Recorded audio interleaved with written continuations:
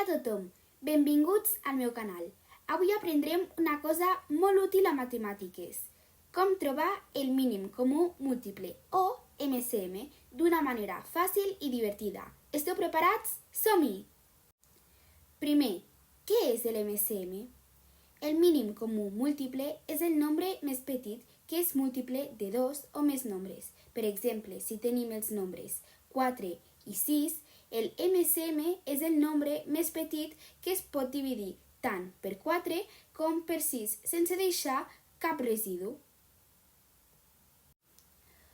Una manera senzilla de trobar el MCM és llistant els múltiples de cada nombre i després buscant el més petit que tinguin en comú. Vegem-ho amb un exemple fàcil, els nombres 4 i 6.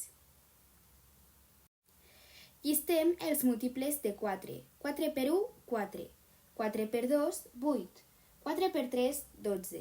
4 per 4, 16. 4 per 5, 20. 4 per 6, 24. I podríem seguir llistant, però per aquí ja estem. I també farem el mateix amb els múltiples del 6. 6 per 1, 6. 6 per 2, 12. 6 per 3, 18. 6 per 4, 24. 6 per 5, 30.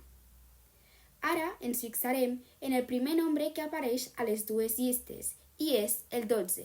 Així que l'MCM de 4 i 6 és igual a 12. Una altra manera de trobar l'MCM és utilitzant la factorització primera. Això sembla complicat, però no ho és. Simplement es descompon cada nombre en els seus factors primers i després es multipliquen els factors primers més grans que es trobin. Ara descomponem el 4 i el 6.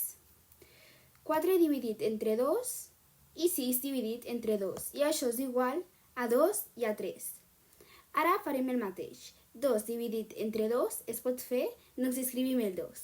I 3 dividit entre 2 no es pot fer, per tant que buscarem un número més gran, que és el 3. I escrivim el resultat a l'altra columna. Ara l'1 ja no es pot descomposar més, doncs posarem el número 1.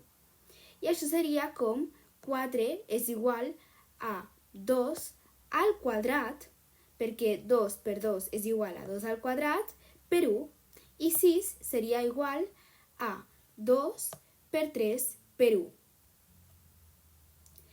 Ara el que farem per trobar el MCM serà multiplicar tots aquests números, però, cuidat, ara el que farem serà tatxar el quadrat i quedarà un 2 sol.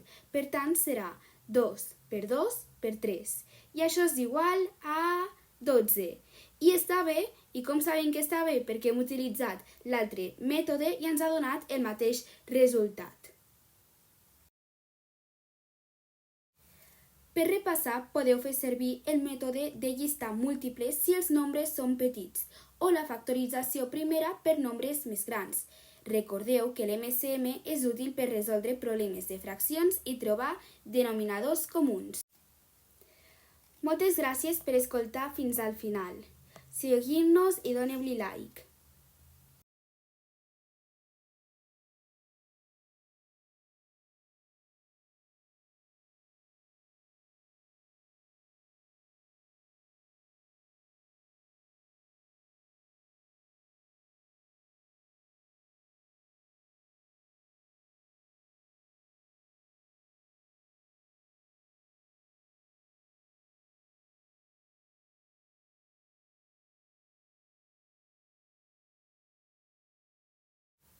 Adeu!